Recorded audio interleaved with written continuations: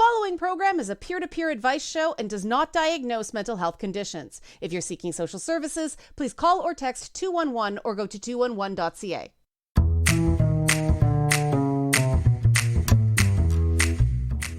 Hello, listeners around the world on radio, streaming, and podcast services. This is It's Not Therapy. I'm Liana and I am not a therapist, but I am your source for navigating the madness of mental health using my top 10 sayings for checking in with your best self. This week, we're talking about identity and self-esteem, and my guest this week is the creator of a Hanukkah drag show that It's Not Therapy is sponsoring called 8 Gays of Hanukkah, happening Sunday, December 17th at the Longboat Hall in Toronto. The amazing Gila Münster will be on with me later to talk about how drag shaped her identity and self-esteem, and I cannot believe I was so focused on enunciation that I pronounced the second T in Toronto. Anyway, first, I want to talk about why I sponsored this show. I started peer counseling when I was in the 11th grade, and most of the other students I worked with had been kicked out of their homes. Some were in the foster system. A lot of them were LGBTQ+, or as we say back then, gay.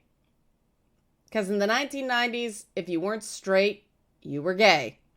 Because God only cared about straight people back then.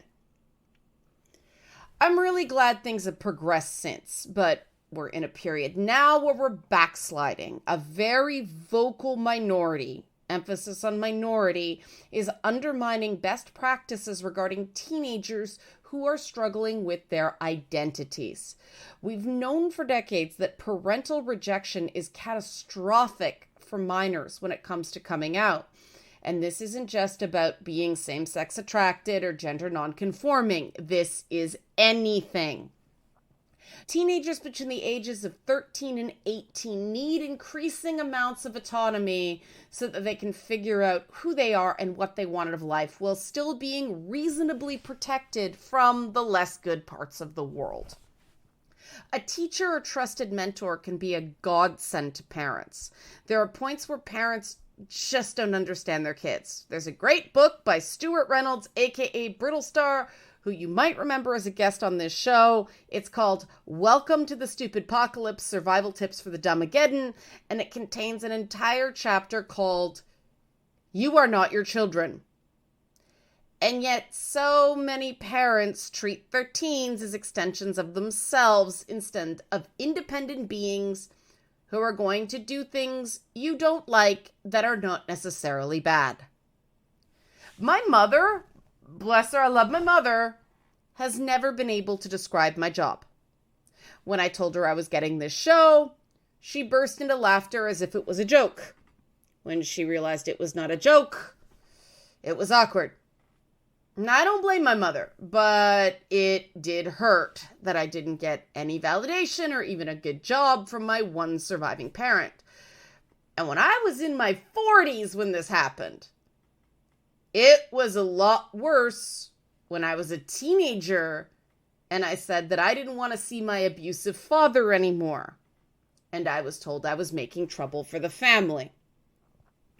I needed teachers, mentors, other adults that weren't my parents to nurture me, validate me, and protect me as much as they could from my father.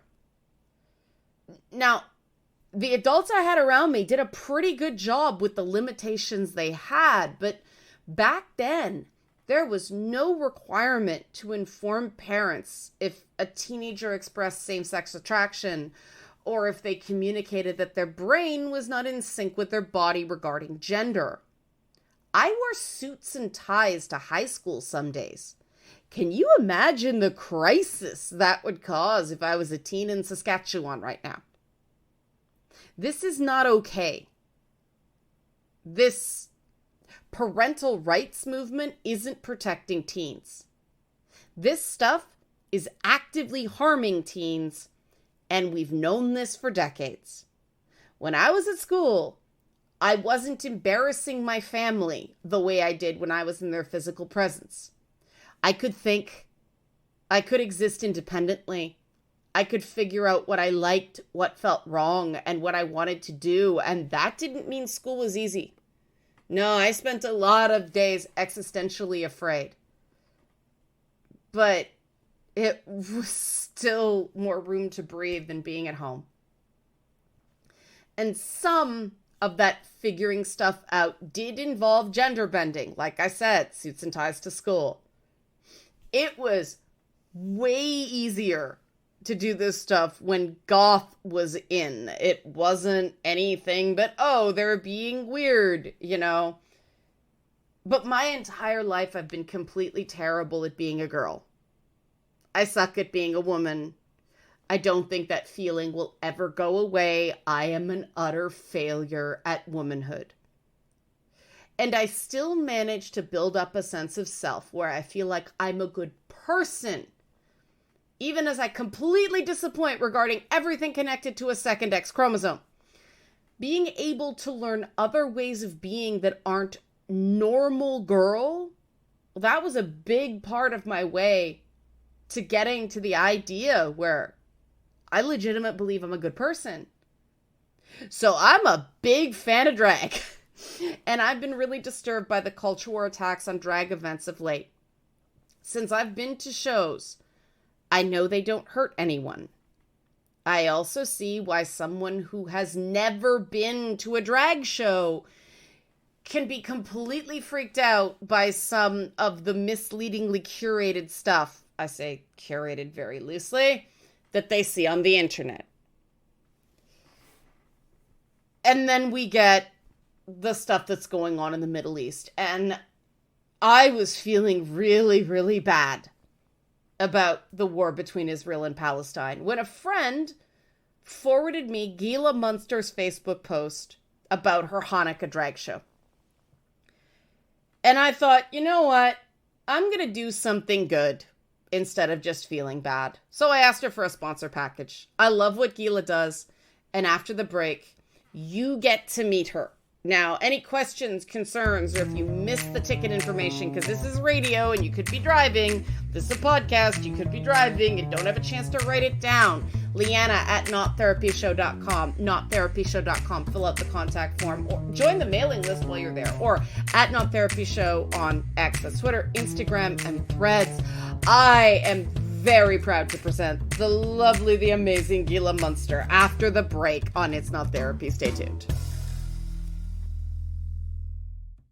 The following program is a peer-to-peer advice show and does not diagnose mental health conditions. If you're seeking social services, please call or text 211 or go to 211.ca.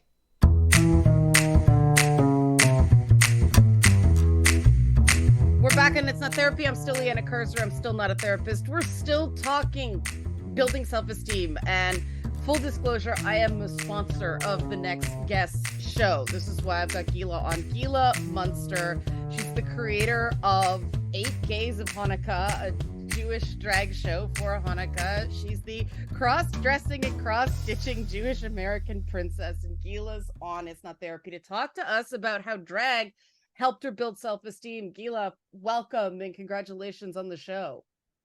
Shalom. Thank you so much for having me. I'm so excited to have this be the 5th year that we're running this show, and it's going to be the biggest and sparkliest ever. So I'm so excited to have you on board and to share it with your listeners.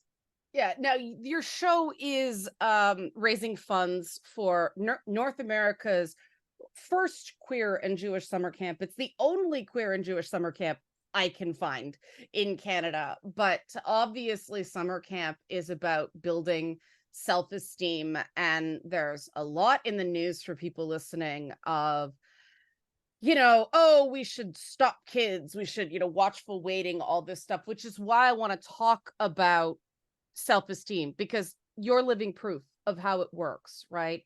How did you discover drag? How did you start into this journey of gender expression? And how did it make you feel better about yourself? How did that self-esteem angle work?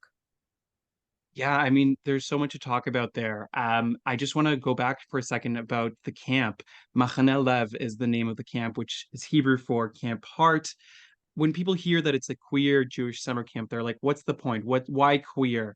And it speaks to, I think, the misconceptions, exactly as you said, about what people think that that it means for kids to be supported, or to be told that they're valid about their identities. Truly, what Mahane does so beautifully is it tears down the barriers that make camp, uh, or traditional camps, not as welcoming to queer folks. So things like gendered cabins, or change rooms that are strictly gendered. So that's really what I think makes Mahane such a special space. I was a counselor there for one of the summers, which is how I got involved with them. And the thing that stuck with me is one of my campers was actually a transgendered man, who was not out at home. So they could only be themselves for, 10 days out of the year when they were at camp. So speak about, finding your self-confidence to be yourself. I'm so happy that we're partnering with Machanelev for the second year to fundraise for them with the show. Now, Mm-hmm. you asked about kind of how Gila came to be and how drag has been my platform and my gateway into self-confidence. I went through a lot of challenges growing up, just as a lot of queer kids do, in terms of finding who my identity is. I had a lot of intersections, being queer, being Jewish, being Israeli, being Canadian. And I think that it kind of all came to a head point when I was kind of coming out and struggling with that identity. And for a long time, I repressed certain parts of my identity because I felt like I couldn't possibly be self-confident about all of them. Interestingly, it's the Jewish component that I ended up putting on the shelf for a while. And that's what it took a long time to come back to. But drag was, in a way, something that I could hide behind when I wasn't feeling confident. And over time, it's rubbed off on me. So Gila Münster, in her I love fabulousness the and her name. ridiculous. Yeah, Oh, thank I you. love Everyone the asks. name. Everyone asks about the Munster. Munster is a type of cheese, and I'm very lactose intolerant, so that's why I picked it. Gotcha, gotcha. No, but I do think the fact that it's Jewish and LGBTQ plus, that is a conversation I've been having with a lot of people lately that do sort of lean left wing, so to speak, is that's the element you end up suppressing because I mean, I keep kosher. The issue of authenticity, when you know some people aren't going to get it, and you do get that fragmentation of you have to, turn down one slider around Bobby and Zaida, you have to turn down the other one in front of your friends. That we talk a lot about imposter syndrome, but that's more of cracks in your core identity. And how did you go from that kind of subversive, well, I can hide here and get a whole bunch of stuff out before I have to go back to hiding? How did you go from that into, no, this is me. This is authentic. This isn't just a costume. This isn't just a performance. This is who I am. Question. It didn't happen overnight, No. and it's Yeah. still happening every day. I think that the expression coming out is so relevant these days as Jews in the diaspora. We have to come out as Jews every day. And we sometimes don't know what the reaction is going to be when we do that. Um, for me, the process kind of started when in 2019 I went on a birthright trip. So, for those who are listening and are not familiar, birthright sends young Jewish people from around the diaspora to Israel on a free trip so that they can experience their ancestral homeland. And I was lucky enough to join the delegation of queer Jews on a special delegation that introduced us not only to each other, but also to queer Israelis, and queer sites and queer issues in Israel. And that was the first time in my life that I was shown a possibility model of what my life could be like. First time I saw somebody who had those same identities as me and had a successful, healthy, happy life. Um, and that gave me the confidence to say, I want to bring that and live that. It's grown over time. So Gila Munster at the beginning was not overly a Jewish character. I mean, granted, the first time I ever performed was at an event called Jew Paul's Drag Race. But It wasn't intentionally done so, but over time, as I've searched for that community of queer Jews, I've found that if I can't find it, I have to make it for myself. And and that's how we got to where we are today. Yeah, I mean, part of the fun of drag is the names and the over-the-top presentation. I mean, a cisgender woman apparently just won one of the game shows, the drag race type game shows, and I've been having conversations with people about how is that possible? The whole concept of drag has evolved quite a bit in the last 10 years. It's more fluid now. Would you say that it's more a combination of trans cabaret and then just this hyper feminine, almost going back to vaudeville from back in the day, which I mean also has a huge Jewish character. So for people who are like, how does this work?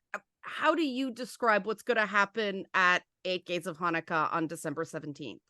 I love that you're bringing up all these examples of A, Jewish theater and B, queer theater, because there is so much overlap between those two.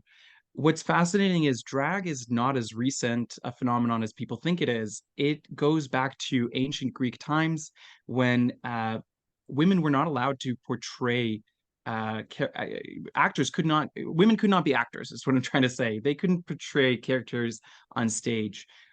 This goes on until Shakespearean times. We had young boys acting as girls on stage.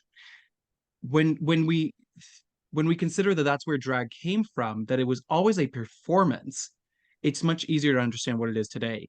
It is still a performance. The way I explain drag today is it's anybody who uses gender to perform.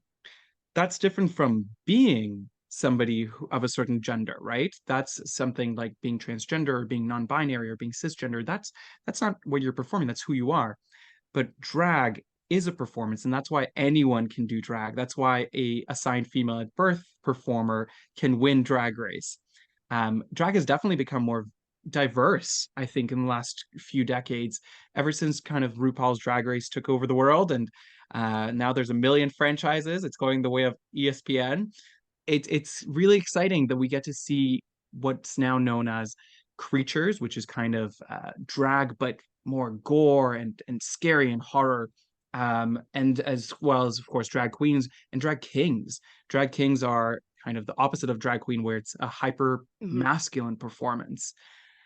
So, what folks can expect at A Gays of Hanukkah, it's billed as a queer Jewish variety show. And the idea was always to showcase performers. That is first and foremost. So we don't tell them what to do. We kind of put out a casting call. We say, if this is your identity and you do some kind of performance, we want to hear from you. So this year, I think the act I'm most excited for, we have a 76-year-old drag queen named Fontaine, who has been performing since the 60s. She has 5 grandchildren. It's unbelievable. Like she doesn't even have a cell phone or email. I have to send her everything by mail. That's So, that's history, right? I mean, that's culture, that's preservation. and what's fascinating is, of course, because of the AIDS crisis, we lost a generation in between those two generations, my generation and Fontaine's. We lost those people in between. So it is so vital that we respect our elders and we give them the opportunity to share with us what Pride was like back then. They were on the cutting edge of it. They lived through Stonewall and through the bathhouse riots here in Toronto. Mhm.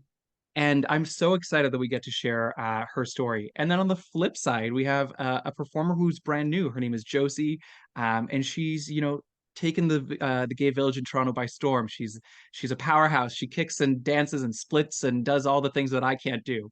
Uh, so we have obviously the drag component, and then we also have uh, singer songwriters. We have comics. We have burlesque dancers. So really, so many different types of entertainment. And the idea is that everyone will feel like they liked something. You might not like everything. Um, Another performance that I'm really excited to see is Alyssa Brink. Alyssa Brink is a punk rock drag queen which I think is a genre that we don't necessarily think of when we think of drag performers. So she's so exciting. She's been part of the 8 Gays of Hanukkah since the very beginning, and I'm really thrilled to have her back. And then this year we're starting something new. So we partnered with Fenster, which is a Jewish gallery in Toronto, and they were able to sponsor a visual artist at the 8 Gays. So there will be a installation by a queer Jewish a visual artist so that folks can look at that before the show, during the schmoozing, and really just showcasing more and more talent. That's kind of the direction this is going in. I mean, I do think it's inherently validating, at least for me, to see the list of sponsors that you've got for 8 Gays of Hanukkah on December 17th, because you've got the UJA, you've got Hillel Ontario, you have this CIJA. Most people do not associate religious organizations with something that, certain people think is sexualizing, inherently sexualizing. And that was something coming of more the Purim spiel tradition with drag and panto and all that stuff. I was like, no, it's not inherently sexual. It's performance. It's trying stuff on and seeing how it fits. And people seem to understand it when you say cosplay. But the minute you say drag, something happens in people's heads that I think speaks to why this I'm going to drop a buzzword, intersectional identity, is so significant, and why I'm so happy to talk to you. Because like you said, the AIDS crisis became, we realized this is about sex. This is stuff we have to talk to. It's sex, sexuality, validation, identity, performance. How do you get to the point where it's like, okay, drag's fun, but I am a drag queen. I'm not a trans woman. I'm a drag queen. Right, So right, when right. you create an act, when you create a character, how do you go, this is just going to be over the top and subversive and cheeky and all that stuff, but it's me. This is a celebration. I am being myself through a costume. Right, got it. So, yeah, I think that that part is really interesting because while I do say that, Gila is my character and my drag persona, she's still a part of who I am out of drag. Um, in fact, there's a lot of synergy. The only difference between Gila and my boy name is one letter. So it's a good question. I think we bring ourselves into everything we do. And when we don't, that's when it's inauthentic. I think the audiences can really tell when somebody is not being themselves, ironically, because I'm dressed as somebody else. But when they see me on stage living my truth, which is a Jewish Israeli queer, mentally ill, very IBS. No, I'm kidding. Well, seriously. Well, you did mention the lactose intolerance. Well, there you go. Second time. Uh, I think that people relate to that. And I think that that's probably where the success of getting all these organizations on board came from. When they were able to, for the first time, see that this resonated with people in a way that other initiatives in the past have not. I think that they realized that there is a platform here. When I go into schools and libraries to do drag queen story time, I ask the kids, what's the definition of pride? And they tell me. And I say back to them, to me, pride means loving yourself and respect for others. Um, when we boil down all of those, subversive things to what is really important to us, I think that's how we got to Gila Münster and feeling authentic when I'm on stage. Um, and why so many organizations have gotten behind this is because they're recognizing that this is part of the future. There is no going back. No one's going to go back into the closet. And shockingly, the Jewish organizations, at least in Toronto, have been extremely, extremely welcoming to the queer community in a way that the queer community has not been welcoming to the Jewish community. Um, the reason that the 8 Gays of Hanukkah even came about was because I was blacklisted from my university's um, uh, queer organization because I was Israeli, and they didn't feel comfortable with that. So I called up Hillel and I said, "What do you have for me?" And they said, "Well, What would you like us to have for you? And that's kind of where it even got its origins. Wow. Okay, that is a curveball I didn't see coming. I want to drill down on that. So we're going to take a break. We're coming back with Gila Münster, creator of 8 Gays of Hanukkah, a queer Jewish variety show benefiting Mahani Lab, North America's first queer and Jewish summer camp, at Sunday, December 17th, Longboat Hall. Doors open at 6 p.m. When we come back with Gila Münster, talking about blacklisting and recovering from it, while we're talking about identity, self-esteem, and why stuff like drag can help. On It's Not Therapy. Be back in a bit. The following program is a peer-to-peer advice show and does not diagnose mental health conditions. If you're seeking social services, please call or text 211 or go to 211.ca.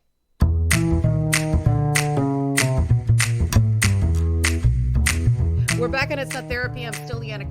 I'm still not a therapist, and we're still talking to Gila Münster, creator, organizer of 8 Gays of Hanukkah, happening Sunday, December 17th. I loved the idea of a queer Jewish variety show for Hanukkah. It seemed like the perfect thing to do right now, and we got into why.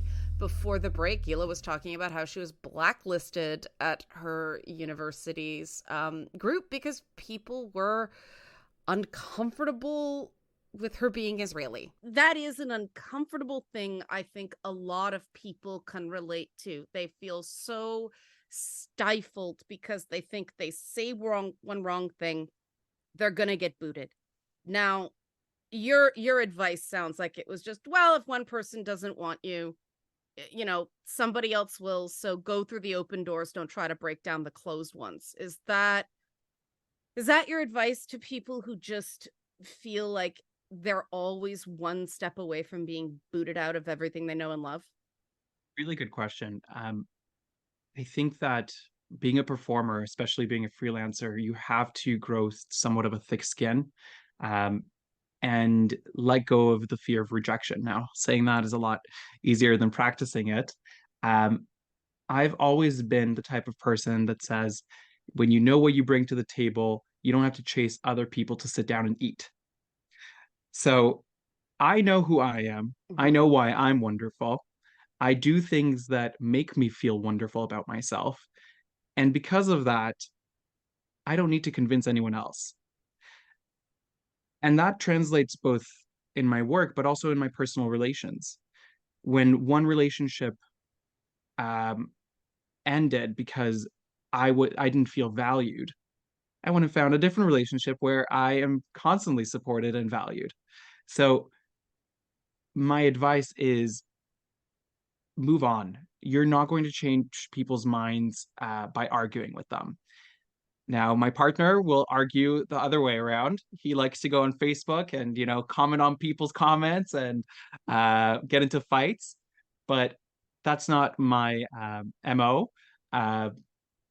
And I'm not sure that I want to necessarily have to justify myself to people.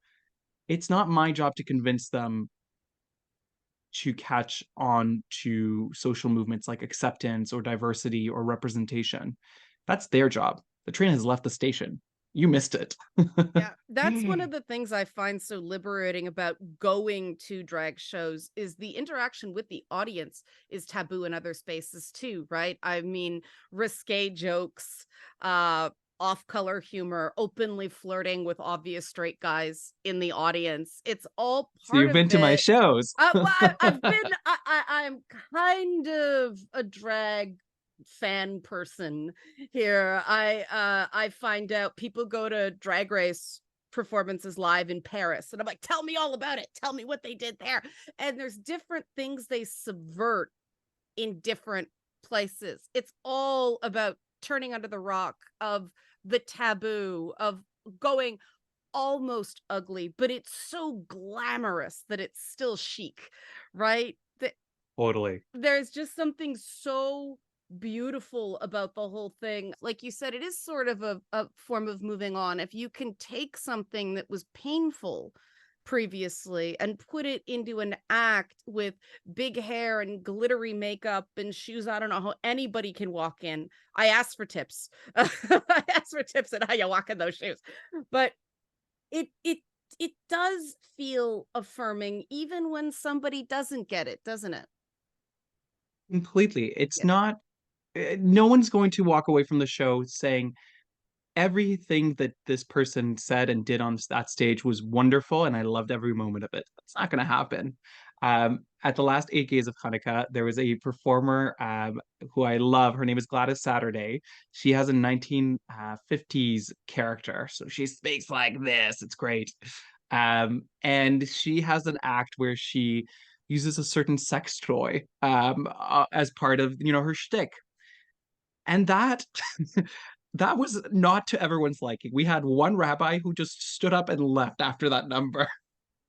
Granted, I don't know what they were expecting, um, but there is something, as you say, it's kind of funny, to think about it. That they came expecting one thing, they got something else. Maybe they didn't like it, but somebody else loved it. Um, Now, in saying that, I think something that's worth mentioning, a good performer knows when to turn this on and off. Gladys would have never done that if she didn't think that that was the right venue and the right show and the right tone.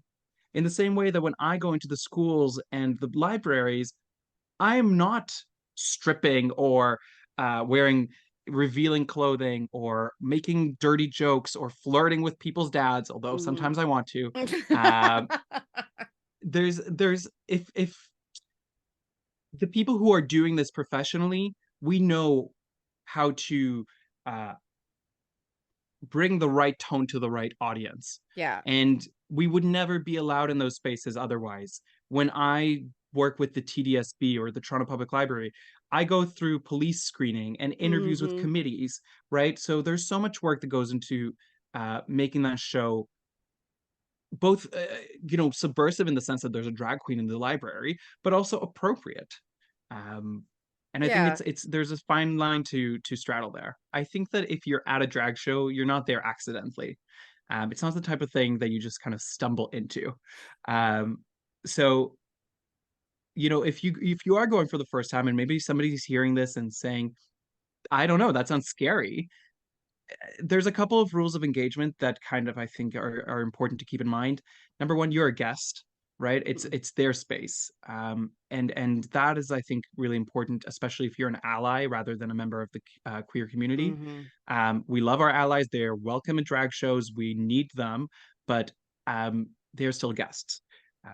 So that's number one. Number two, not everything is for you. Mhm. Number three, if you really don't want to be engaged with, sit in the back. Yep. Sit in the back. It's like when you go to see Shamu at SeaWorld, there's a splash zone. I will say though, with that in mind, we did put it into the contracts this year that the performers we not bring sex toys on stage. I So yes, that's fair.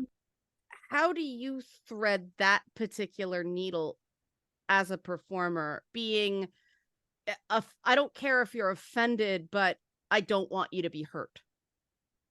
so my goal is not to make the spaces um I don't intend to make the spaces what's called a safe space. A safe space by definition it doesn't have any of those things that are going to make you Mhm. uncomfortable. There are lots of safe spaces in the world. My show isn't necessarily one of them. So the way that I think that we can address this and navigate this is by just stating our intentions from the get-go. Um, it's the equivalent of doing a land acknowledgement at the beginning. It kind of sets the tone. Um, I, for example, at the 8 Gays, am planning to give a statement about the impact that the last few months of the conflict have had on the Jewish community and the queer Jewish community in particular.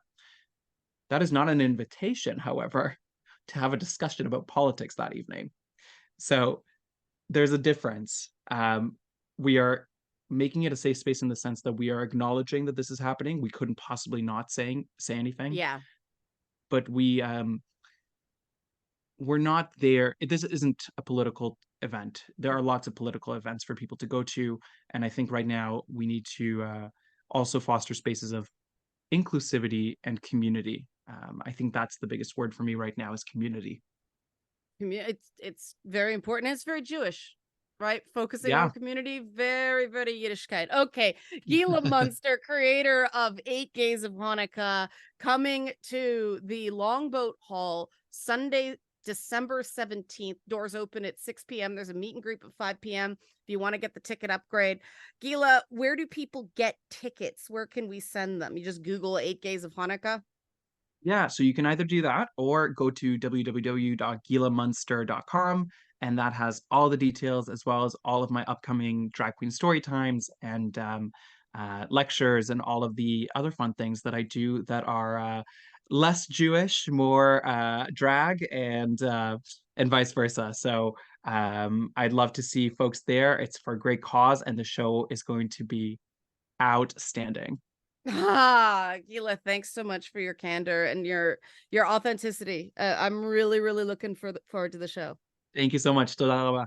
All right, when we come back, I want to talk a little bit more about addressing the current moment, the stuff that Gila was super brave enough to talk about. I didn't think she was going there. Go, she did. So the Band-Aid's off. We're gonna keep going there. If you have any questions, concerns, comments, or you missed the information to get tickets for Agila's show, email me at Liana@nottherapyshow.com. Go to the website at nottherapyshow.com. Fill out the contact form. Join the mailing list while you're there.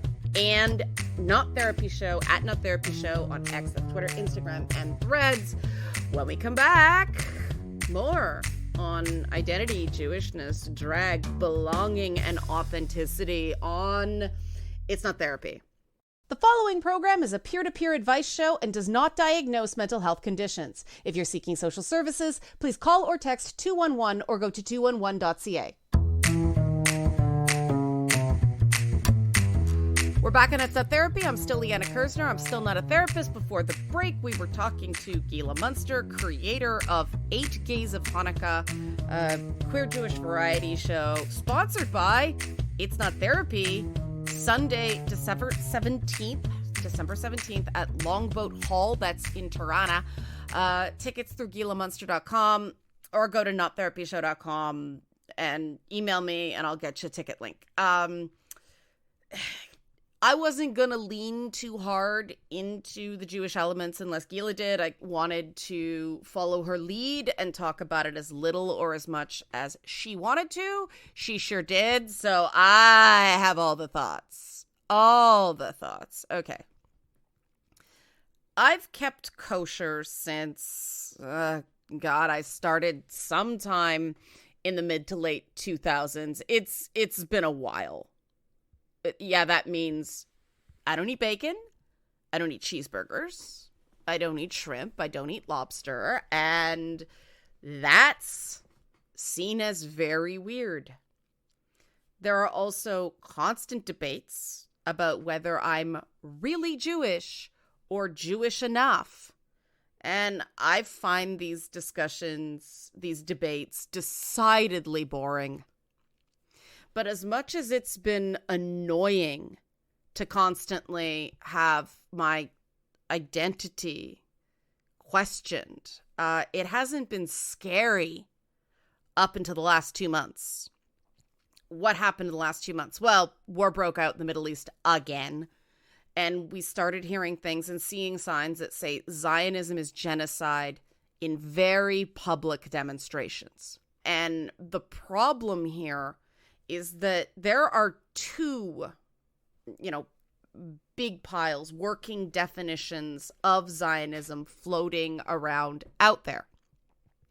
The one that most mainstream people know is a person who believes in the development and protection of a Jewish nation in what is now Israel. That's it. No support of the killing of Palestinians. The vast majority of Zionists want peace. The other definition of Zionism, used primarily by those left-wing protest movements I mentioned, but also, some Orthodox Jews who do believe that the modern state of Israel is against God's will. Well, those people treat Zionism as either some form of blasphemy or inherently the movement to genocide Palestinians. So when someone like me sees someone use the term Zionist, I have to question, do they mean the first definition or the bad one? And that's when I go, why aren't we past this? We went through all of this with the whole post 9/11 Muslim versus Islamist thing, right? I mean, because people are tribal. And when people see terrible things, they want someone to blame. And some people have a hard time seeing things from other perspectives. They just want it to be simple and easy and make it stop. You terrible people, bad, bad, bad. I'm going to call you bad until you make the bad thing stop, right? Does this make sense talking calmly here? No, but some people get so convinced that they're right that they stop listening. Their hearts may be in the right place, but their heads are not.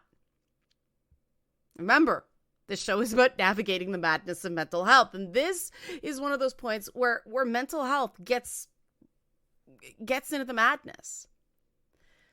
It's precisely because of the dirty looks I get, as well as some pretty strong elbows from boobies when I buy kosher meat at the supermarket, that I'm not okay with people using Zionist as a dirty word, no matter how well-meaning their support of the Palestinian people is.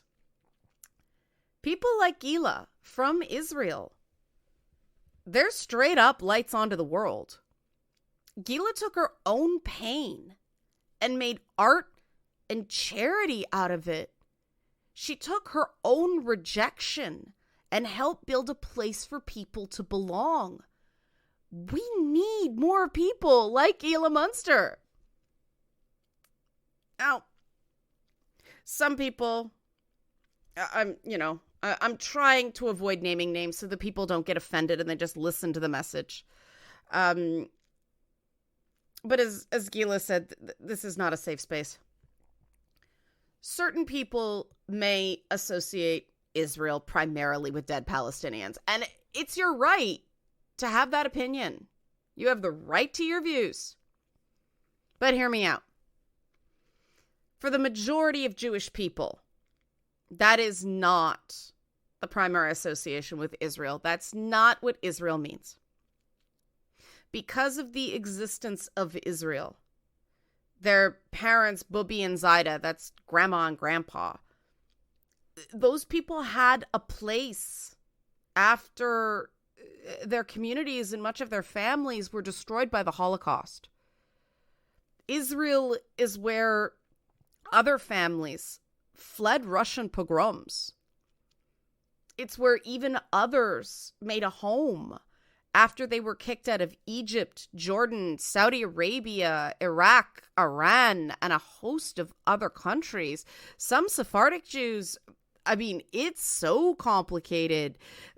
Some people, they got kicked out of France into Algeria, Morocco, Tunisia, and then they got kicked out of Algeria, Morocco, and Tunisia, and some of them went back to France, but some went to Israel.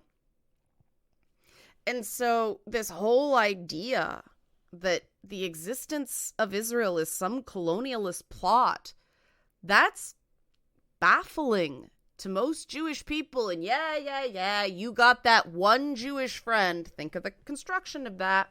But you've got that one Jewish friend that goes, no, I'm Jewish and Israel is genocide. Yeah, okay. But that is the exception. 8 in 10 North American Jews say caring about Israel is an essential or important part of what being Jewish means to them. Nearly 6 in 10 say they personally feel an emotional attachment to Israel. About the same amount say they follow news about Israel at least somewhat closely. Now, none of this means that they agree with what the Netanyahu government is doing. One of, the greatest spectator sports in the Jewish diaspora is cursing Netanyahu, okay? But when you draw a direct line from Zionism, the whole concept, not just the actions of the Netanyahu government, when you draw a direct line from Zionism to genocide, 8 in 10 Jews are going to take that personally. They're going to trust you less. They are going to feel less supportive. You may not have known this before now, but now you do know. And I'm not telling you to change your mind or how you do things. Just prepare to accept the consequences to your relationships now that you do know this. And we get to say this because we live in Canada. I live in Canada. You listening may not live in Canada, but I love Canada. I'm a proud Canadian. I'm relatively safe in Canada, and I don't take that for granted. Canada consistently ranks in the top countries regarding human rights. It gives me such nachas, that means joy, to have Gila on and talk about drag and trans youth and all this openly and freely, and talk about Jewishness and identity and talk about this freely on public airwaves. Canada's amazing. We're accepting and understanding of people. We leave the hatred in the rest of the world outside our doors. We are so fortunate in this country that we have the opportunity to know and love people from every culture in the world. It's precious, and it didn't happen by accident. It has to be protected. It's special. It takes work, and let's face it, any Canadian who isn't Indigenous isn't on very firm footing taking potshots at someone from where they're from. And yet we do. Because hate and anger are easy. But compassion is so worth it. That relatively small amount of bravery that it takes to open your heart to people who are different, that's invaluable. It's worth its weight in rubies. This may not make sense to you right now. That's okay. No one has it all figured out. It's just so amazing what we learn from listening to each other. Top 10 phrase, listen twice before you talk once. This is why. You've listened to Gila. Hopefully we've heard her. Hopefully you've learned from her, because that's the whole point. That's why I'm a peer counselor. That's why I'm not a therapist, because we learn from each other. The support we can feel, the amazing corners of the world that open up when we approach things with an open heart instead of a closed mind. That's joy, that's bliss, that's sanity. And that's why I say, because I'm running out of time, your crazy is only a problem if it's hurting you. Talk next week.